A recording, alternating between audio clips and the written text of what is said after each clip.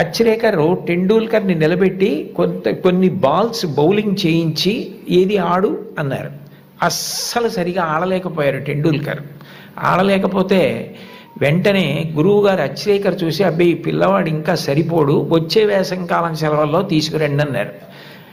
అన్నగారు అజిత్ పరిగెత్తుకుంటూ అచ్రేకర్ దగ్గరికి వెళ్ళి, కాదు కాదు, మా వాడి వ్యక్తిత్వంలో ఒక బలహీనత ఉంది, వాడు చాలా మొహమాటస్తుడు, సిగ్గు, భయం, బిడియం, మీరు చూస్తున్నారన్న బిడియంతో ఆడలేకపోయాడు. మీరు సరే నువ్వు కాసేపు ఆడుతుండు, నాకు పనుంది అని దయచేసి మీరు కొంచెం దూరంగా వెళ్ళిపోయి మా వాడి ఆట తీరు పరిశీలించండి, అప్పుడు మీకు నచ్చకపోతే మా వాడిని తీసుకోవద్దన్నారు.